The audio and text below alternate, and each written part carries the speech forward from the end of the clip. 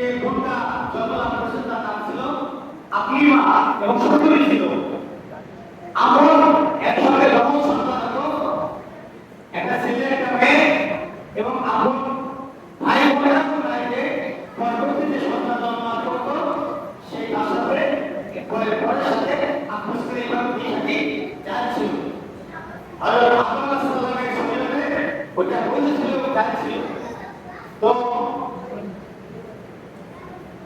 আপনার হাবিলের সাথে যে বংশগুলি ছিল, এটা যেহেতু আপন একসঙ্গে জন্মলাভ করার কারণে তার জন্য ওটা বৈধ না, অবৈধ। ওই আদমের শরীয়তে একসঙ্গে সন্তান জন্মলাভ হবে, তার সাথে বিয়েটা হারাম, অবৈধ। তো আমি ইচ্ছা করছি না আমার সাথে যে বোনটা জন্মলাভ করেছে যেহেতু সুন্দরী, আমি তার সাথেও বিয়ে করবো। আর আমি এই কথাটা এর তো শরীয়তের বিধান নাই, যা আমাকে নিষেধ, তা আপনি কেন কাজ করবেন? তো এরকম ভাবে পরীক্ষা ছিল যে ঠিক আছে, একটা ওই সময় কেমন ছিল যে কোন পশু কোন খোলা ময়দানের মধ্যে রেখে আসা হবে এবং যার কোরবানিটা কবুল হবে, একটা আগুন এসে অধিষ্ঠান হবে, মানে পুলিশ গায়েব হয়ে যাবে বা সেখান থেকে গায়েব হয়ে যাবে, অদৃশ্য হয়ে যাবে, যার কোরবানিটা কবুল হবে। আর যার কোরবানি কবুল হবে না, তার ওই পশুটা বা সেই জিনিসটা হয়ে আপনার অবস্থা করে থাকতে পারে। তো কাবিলের কোরবানি কবুল হয়ে গেছে আর হাবিলের কোরবানি কবুল হয়ে গেছে। কিন্তু হাবিল সে যেহেতু জিদ করেছে যে আমাদের এই বোনকে বিয়ে করবই, এইভাবে জিদ করে পরে তার ভাই কাবিলের সাথে সংঘাত হয়, মারামারি হয় এবং সেখানে এক ভাই মৃত্যুবরণ হয়। এই প্রথম শুরু। তো কুরবানি এই আল্লাহ সাল্লাম থেকে শুরু হয়ে আসছে এবং প্রত্যেক নবীর জামানায় বিভিন্ন রকম ছিল।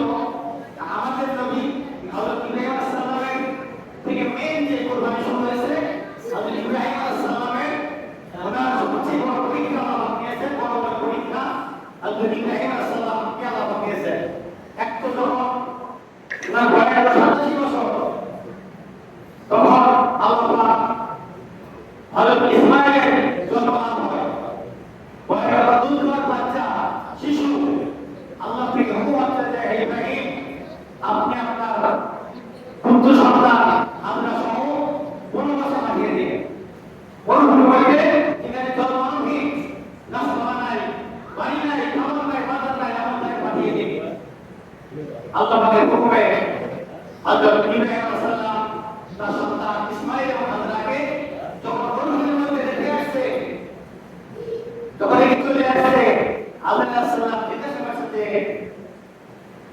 আপনার স্বামীকে জিজ্ঞাসা করছে যে আপনি আপনার ইচ্ছা আমাদের দেখে গেলেন না আল্লাহ পাকের হুকুমে? শুধু ইশারা করছেন যে আল্লাহ পাকের হুকুমে তোমাদেরকে এখানে দেখে গেলাম। আল্লাহ সাল্লাম বললেন ঠিক আছে যান, তাহলে আর চিন্তা নাই, আল্লাহ তাআলা আমাদের জন্য যথেষ্ট হয়ে যাবে। এরপরে যা খাবার ছিল শেষ হয়ে গেছে, বুকের দুধ শুকিয়ে গেছে, আল্লাহ সাল্লামের স্তনে দুধ নাই। ইসমাঈল কান্না শুরু করে দিয়েছে দুধ পাওয়ার জন্য, খাওয়ার জন্য। একবার সাফার দিকে দৌড়াচ্ছে পাহাড়ের দিকে, একবার মারওয়ার দিকে দৌড়াচ্ছে, কোন পানি পাওয়া যায় কিনা, কোন খাবার পাওয়া যায় কিনা। মরুভূমি এমন পানি, এমন চিকচিক করছে যে মনে হচ্ছে পানি ফোড়া, পানি বিষ্ণু, কি দেখা যাচ্ছে পানি নাই, সেখানে পানি। এইভাবে কষ্ট করছে, আবার ফিরে আসে যে না ইসমাঈল কি মারা গেল না বেঁচে আছে দেখি, দেখে না এখন বেঁচে আছে, কিন্তু কান্নায় ছটফট করছে। আল্লাহ তাদের কুরবানিকে পছন্দ করেছেন। এই যে দেখে যে ইসমাঈল আলাইহিস সালামের পায়ের গোড়ালির এক জায়গায় পানি সরিয়ে সেখান থেকে পরিণতির মতো পানি ফোড়া আল্লাহ তাআলা দিয়েছেন, যার নাম চন্দ্র। হাজরা সাল্লাম এসে পাথর দিয়ে চারদিকে ঘেরাও আর বললেন যে জমজম জমজম খুব এমন এক পানি যে নিয়ে পান করা হবে সেই নিয়ম সেই আশা আল্লাহ পূর্ণ করে দেয়। দুনিয়ার পানি আমরা পানি বসে পানি পান করা সুন্নাত, আর জমজম পানি দাঁড়িয়ে পান করা সুন্নাত। এটা হচ্ছে ইব্রাহিম আলাইহিস সালামের কুরবানি, ইসমাঈল আলাইহিস সালামের কুরবানির ফসল। এরপরে যখন ইসমাঈল আলাইহিস সালাম বয়স হলো 14 বছর, কম বেশি 14 বছর, আপনার সাহায্য কাকে অবলম্বন হয়েছে এবং খুব মহব্বত করে দেখা গেছে। ইসমাঈল ছিল রাজমিস্ত্রি যুগালে, ইব্রাহিম আলাইহিস সালাম রাজমিস্ত্রি, কাবা শরীফ নির্মাণ করেন। কাবা শরীফে যে হালকা আসল পাথর, গোলাপ পাথর, এটা বেশ নির্মাণ ছিল সাদা। এই পাথরের উপরে দাঁড়িয়ে ইব্রাহিম আলাইহিস সালাম কাবা শরীফ নির্মাণ করতেন। আর ইসমাঈল আলাইহিস সালাম তার সাহায্যকারী হিসাবে যুগালি হিসাবে কাজ করতেন। এই পাথর এমন এক পাথর ছিল স্প্রিং এর মতো, যখন যে পরিমাণের দরকার পাথর সেই পরিমাণ উঁচু নিচু হয়ে যেত। আল্লাহ পাকের স্প্রিংটা দুধের পাথর, জান্নাতের পাথর এবং দুধের সাদা ধবধবে ছিল। এই উম্মতের গুনাহ মাফ করতে করতে করতে করতে করতে এখন কুচ্ছিল কালো হয়ে গেছে। এমন কালো যা দলীয় কালো, কিন্তু আল্লাহ আসলাম পাথর চুপা গেলেই তার জীবনে সমস্ত গুনাহ আল্লাহ পাক মাফ করে দেন। আল্লাহ পাক তখন এই এক বয়সে মহব্বত সবচেয়ে বেশি মহব্বত হয়ে গেল আল্লাহ থেকে। স্বপ্ন নবীদের স্বপ্ন আমাদের সত্য ছিল, নবীদের স্বপ্ন সত্য। ইব্রাহিম আলাইহিস সালামকে জিজ্ঞাসা করছে, ইব্রাহিম স্বপ্নে দেখছেন আল্লাহ, ইব্রাহিম তোমার প্রিয় পুত্রকে ইসমাঈলকে তুমি জবাই করো, কুরবানি করে দাও। সকালবেলা তার স্ত্রীকে সাথে পরামর্শ করছে, তার সন্তানের সাথে পরামর্শ করছে, আমি আজকে রাত্রে দেখছি আল্লাহর পক্ষ থেকে আমার হুকুম আসছে যে ইসমাঈলকে জবাই করতাম, কুরবানি করতাম। তার মা যেমন বেটা তেমন স্বামী, ভিতরে কোনো অনুভূতি, কোনো সংশয়, কোনো ব্যথা নেই যে আপনি জয় করবে, অসম্ভব। বরং আপনার মা তাকে সুন্দর করে সুন্দর পোশাক পরিয়ে দিয়ে তার সামনে হাত তুলেছে, আল্লাহ হুকুম আপনি নিঃসংকোচভাবে সন্তুষ্ট চিত্তে আপনি আপনার সন্তানকে আপনি আল্লাহ হুকুম পালন ছেড়ে চলে যেতে চান। রাস্তার মধ্যে শয়তান হাসলা গিয়েছে, ইসমাঈল জানো তোমাকে তোমার বাপ কোথায় নিয়ে যাচ্ছে? তোমার ওই যে মিনা, ওখানে মিনা বাজার যেখানে হাজিরা কুরবানি করে, ওখানে তোমাকে দিয়ে তোমাকে জবাই করে দেবে। শয়তানে ধোঁকা দিয়েছে ইসমাঈল, বুঝতে দূর হয়ে না শয়তান, আল্লাহর হুকুম আপনার বাপ পূরণ করবেন না, আমার কোনো কথা নাই। আমি তৈরি আছি কুরবানি হওয়ার জন্য, জবাই হওয়ার জন্য আমি তৈরি আছি। এখন হাজিরা দিয়ে সেই শয়তান মেজো শয়তান এই পাথর মারে, পাথর নিয়ে একবারে তারা প্ল্যান করে দিয়ে আছে, যেখানে ধোঁকা দিয়েছিল সেই ইসমাঈলের ইব্রাহিমকে তার জবাই পশু তার সন্তানকে জবাই করতে না পারে, সেখানে এখন যে হাজিরাতে পাথর নিক্ষেপ করে মানে শয়তানকে পায়। এরপর যখন জবাই করার যখন প্রস্তুতি ওভাবে তৈরি হয়ে গেছে, এখন জবাই হবে, হযরত ইব্রাহিম আলাইহিস সালাম ইসমাঈলকে জবাই করবে। ছেলে বলছে, বাবা আপনি এক কাজ করেন, যেহেতু দেখে দেখে যখন জবাই করেন আপনার হয়তো আমার চেহারা থেকে আপনার মহব্বত করে হয়ে যাবে, আপনি জবাই করতে পারবেন না, মহব্বতের কারণে আপনি হয়তো পিছিয়ে যাবেন, আল্লাহ হুকুমের বাধা প্রতিবন্ধকতা সৃষ্টি হতে পারে। বরং আপনি চোখকে আপনি বেঁধে নেন এবং না দেখে অল্প করে আপনি আমার কথার উপর ছুরি চালান এবং আমার কোন করে সমান যাতে করে আপনার সবাই কথা সমান হয়। দেখেন যেমন বাপ তেমন বেটা, বাপও তৈয়ার জবাই করার জন্য আর ইসমাঈল তৈয়ার জবাই করার জন্য, কিন্তু আল্লাহর হুকুম আল্লাহ দেখলেন তার দিককে, দেখলেন ইব্রাহিম তার সন্তান ইসমাঈলকে বেশি ভালোবাসে, ভালোবাসে। তো বিসমিল্লাহ বলে যখন ছুরি চালিয়েছে, আল্লাহ ডাইরেক্ট ছুরির উপরে হুকুম জারি করে দিয়েছেন, খবরদার ইসমাইলের একটা লোক যেন তারা দোষক লোক যেন তারা না কাটতে পারিস। ছুরির উপরে ধারালো ছুরি, অস্ত্র, কঠিন ধারালো ছুরি, এমন ধার পাথরের উপরে মেরে পাথর কেটে দুখানো হয়ে গেছে। ইসমাইলের বসন গলা ছুরি চলছে না, এত ধারালো ছুরি ইসমাইলের একটা গলা পোস্ট মেরেও কাটছে না। এরপরে আল্লাহ তো বিলের খবর জানেন, আল্লাহ দেখলেন ইব্রাহিমের বিলকে দেখলেন এই ইসমাইল বেশি ভালোবাসে না আমাকে বেশি ভালোবাসে। এরপর আল্লাহ সাথে সাথে তাদের উপরে খুশি হয়ে জান্নাত থেকে দুর্বা জাতীয় একটা জন্তুকে নিয়ে এসে, একটা পশুকে নিয়ে এসে সাথে সাথে ইসমাইলকে ওখান থেকে সরাই দিয়ে এরপরে সেখানে যখন সরানো হয়েছে, এরপরে যখন সে বিসমিল্লাহ আল্লাহু আকবার জবাই করেছে, এরপরে পশু জয় হয়ে গেছে। অবশ্যই ইব্রাহিম আলাইহিস সালাম সে বুঝতে পারেনি, সে মনে করছে আমার সন্তান জয় হয়ে গেছে, যে পশু জয় হয়ে গেছে, এটা সে ভালো হয়নি। চোখ খুলে দেখে যে না, আল্লাহ পাকের কুদরতি আল্লাহ পাকের থেকে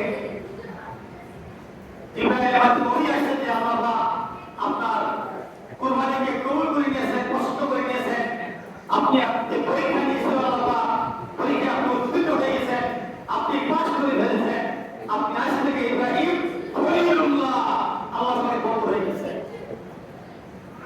ওই দিন যদিও ইসমাইল হয়ে যেত, কুরবানি হয়ে যেত, আজকে আপনার আমার সবচেয়ে প্রিয় যে পুত্র সন্তান আজকে আমাদেরকে জয় করবে। আল্লাহ পাকের কাছে মেহেরবানি, আল্লাহ কুরবানি চান, কুরবানি দিয়েছেন, কুরবানি গোশত আল্লাহ যখন বুঝে না, বরং কুরবানি দাতা তাকওয়া কোন উদ্দেশ্যে সে কুরবানি দিচ্ছে, পশু কুরবানি আল্লাহর জন্য না গোশত খাওয়ার জন্য, না আমার ভালো করেই প্রত্যেকে দিলে খবর রাখে।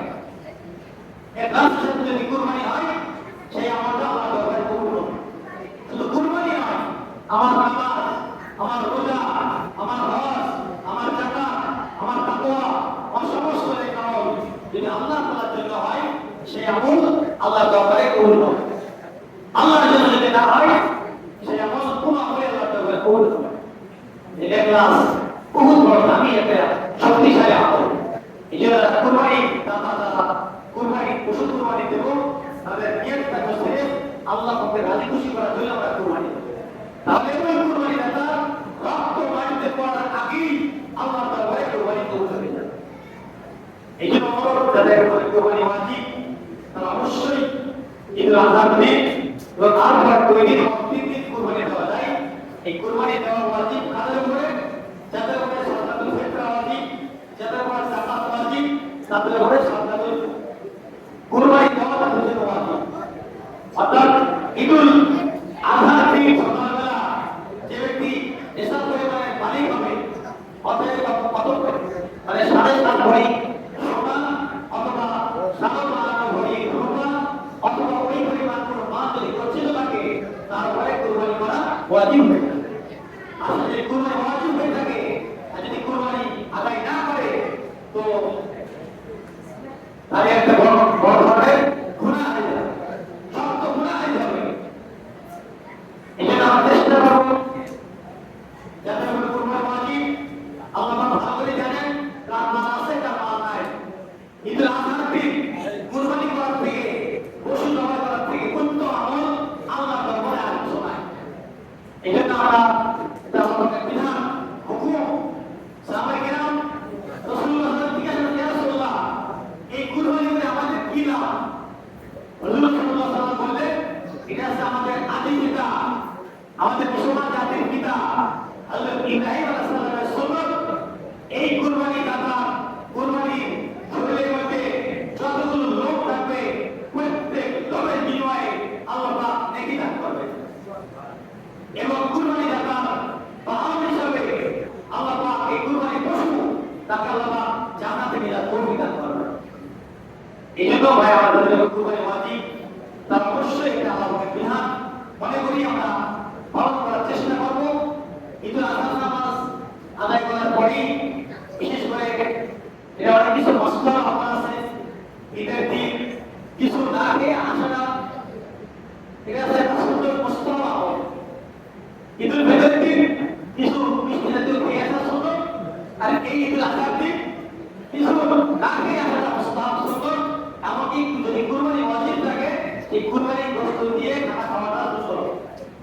অবস্থা, খাওয়াটা না যায় নাই এই আসলেও কোনো গুনাহ হবে না, কিন্তু এটা মুসলমান সম্মত আমল। তো এই জন্য আমরা চেষ্টা করি ঈদুল আজহা নামাজ এবং কুরবানি গুরুত্ব আমাদের অন্তরে রাখতে হবে। আল্লাহ পাকের একটা বিধান, বহু বড় একটা বিধান, এমনকি আল্লাহ শুধু ফাঁকি দিয়েছেন যার উপরে কুরবানি ওয়াজিব সে যদি আদায় না করে সে তার ঈদগাহে নামাজ পড়তে না আসে। এই জন্য কার কি পরিমাণ মাল আছে আমরা নিজেদের তো জানা আছে আমার কি পরিমাণ মাল আছে, কিন্তু ওই পরিমাণ নিসার পরিমাণ মালিক হই আমাকে কুরবানি অবশ্যই দিতে হবে। যদি না দিই ওয়াজিব করণকারী গুনাহ হিসাবে আমি পাপী এবং বরমাসে হয়ে যাব, গুনাহগার হয়ে যাব। এজন্য আমাদের ইমানের সাথে একটা তাকালা, ইমানের সাথে আমাদের সম্পর্ক হবে। যদি একটা আছে কুরবানি দুই রকম, একটা আছে যেমন উট, এটাকে নহর, উট তো শুয়ে কুরবানি দেওয়া যায় না, উট এমন অবস্থায় নহর করতে হয়। কিছু আমার একটু রক্ত আছে সেটা শরীর মাধ্যমে সেই জায়গায় এরকম ভাবে ওই জায়গাটায় খোসা মারলেই আস্তে আস্তে রক্ত বাইরে হয়ে যায়, এটা নহর অন্যায় হারা। সেই আসলের মধ্যে আছে যে তোমরা নহর করো এবং নামাজ আদায় করো, তোমরা নামাজ পড়ো এবং কুরবানি করো। আর আমরা তো আমাদের যেহেতু গরু এবং ছাগল এবং মহিষ আমার তো জবাই করি সুন্নাত অনুযায়ী, দক্ষিণ থেকে মুখ থাকবে, কেবলা থেকে মুখ করে আমরা পশু জবাই করি। এটা আছে, এটাকেও জবাই বলা হয়। আর নহর আর জবাই একই জিনিস, দাঁড়িয়ে কুরবানি করতে হয়। আর আমাদের পশু গরু ছাগল ভেড়া করতে এগুলো সমান অবস্থায় কুরবানি করতে হয়, ওইটাই জায়েজ। তো এই জন্য বিশেষ করে যারা আমরা ভাগিদার হয়ে কুরবানি দেবো, একাধিক নয় ৫ জন ৭ জন পর্যন্ত, তারা প্রত্যেকেই কুরবানি দেওয়ার আগে এক জায়গায় বসে আমরা এটা আলোচনা করে নেবো, ভাই আমরা আমাদের নিয়ত যেন আল্লাহ তাআলার জন্য হয়। আমাদের মনের মধ্যে যেন কখনোই এই নিয়ত না হয় যে ২ লক্ষ টাকা গরু কিনলাম, এত টাকা কেজি গোশত বাজারে চলছে, এই পরিমাণ গোশত আমরা পাবো। আগেই যদি গোশত আগে থাকে তাহলে তো ভাই এটা তো গোশতময় হবে, এই কুরবানিটা আল্লাহ তাআলার পূর্ণ হয়। নিয়ত যদি আল্লাহ তাআলার জন্য হয় তাহলে কুরবানি কবুল হয়ে যাবে, গোশতটা ঠিক খাওয়া হয়ে যাবে, পেয়ে যাবে।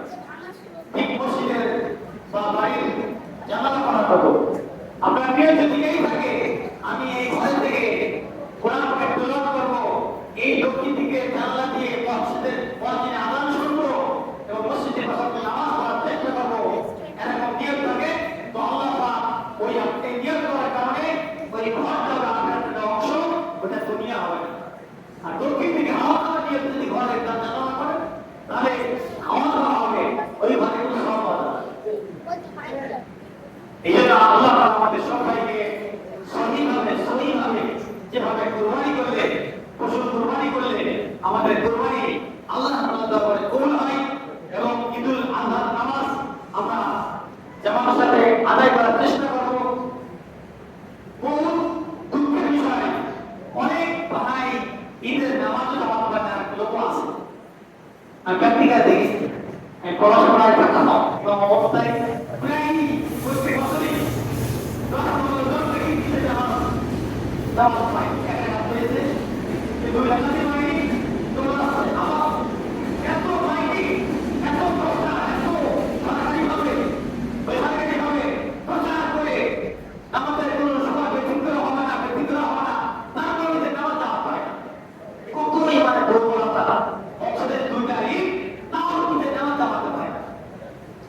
এর থেকে মানে দুঃখজনক কথা আর কি কথা বলা, প্রত্যেক মহল্লায় আমাদের লোক থাকে ঈদের নামাজ তারা জামাত পায় না, এই মানে সবচেয়ে দুর্বলতা।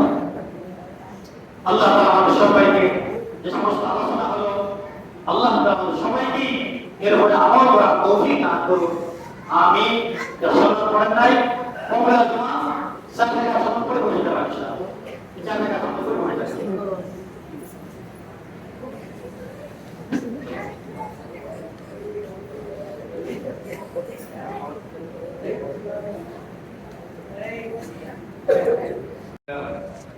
الحمد لله الذي جعل الملائكة وسبق للناس وأمنا وأكرمه بالنسبة إلى نفسه تشريفا وتحسينا ومنا. وأشهد أن لا إله إلا الله وحده لا شريك له، وأشهد أن سيدنا مولانا محمدا عبده ورسوله نبي الرحمة وسيد الأمة، صلى الله عليه وعلى آله وأصحابه ولد الحق وسعد الخلق وسلم تسليما كثيرا. أما بعد، فقد حان أشهر الحج التي قال الله تعالى فيها: الحج أشهر معلومات. وقال رسول الله صلى الله عليه وسلم في قوله: الحج أشهر معلومات، شوال وذو القعدة وذو الحج. وقال الله تعالى في الحج: ولله على الناس حج البيت من استطاع إليه سبيلا. وقال عليه الصلاة والسلام: من لم يمنعه من الحج حاجة ظاهرة أو سلطان جائر أو مرض حابس فمات ولم يحج فليمت إن شاء يهوديا وإن شاء نصرانيا. وقال عليه الصلاة والسلام: من حج لله فلم يرفث ولم يفسق رجع كيوم ولدته أمه.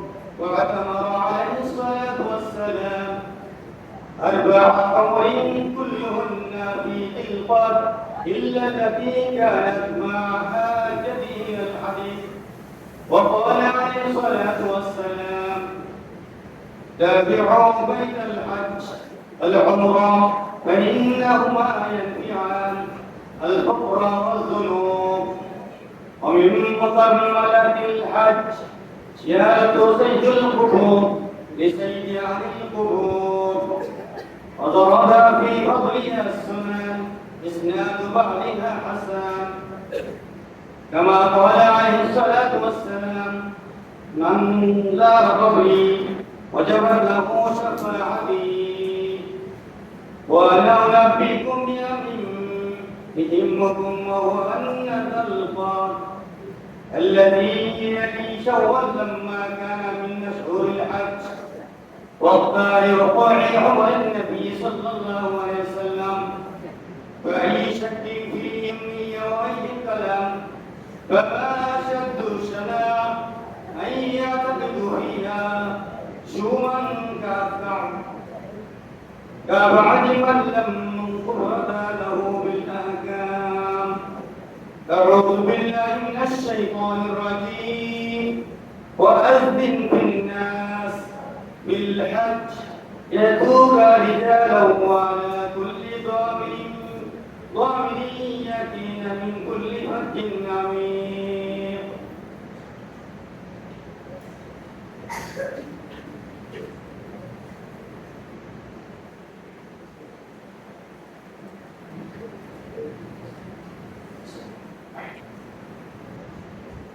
الحمد لله أستعينه وأستغفره ونعوذ بالله من شرور أنفسنا، من يهده الله فلا مضل له ومن يضلل فلا هادي له. وأشهد أن لا إله إلا الله وحده لا شريك له، وأشهد أن محمدا عبده ورسوله أرسله بالحق بشيرا ونذيرا بين يدي الساعة. من يطع الله ورسوله فقد رشد، ومن يعصهما فإنه لا يضر إلا نفسه ولا يضر الله شيئا. أعوذ بالله من الشيطان الرجيم. إن الله وملائكته يصلون على النبي يا أيها الذين آمنوا صلوا عليه وسلموا تسليما. اللهم صل على محمد عبدك ورسولك، وصل على المؤمنين والمؤمنات وبارك على محمد وأزواجه وذريته. قال النبي صلى الله عليه وسلم: أرحم أمتي بأمتي أبو بكر رضي الله تعالى عنه، وأشدهم في أمر الله عمر رضي الله تعالى عنه، وأصدقهم حياء عثمان، وأفضلهم علي رضي الله تعالى عنهما، وفاطمة سيدة نساء أهل الجنة رضي الله تعالى عنها، والحسن والحسين رضي الله تعالى عنهما سيد شباب أهل الجنة، وحمزة أسد الله وأسد رسوله رضي الله تعالى عنه. اللهم اغفر للعباس رضي الله تعالى عنه وولده مغفرة ظاهرة وباطنة لا تغادر جنبا. الله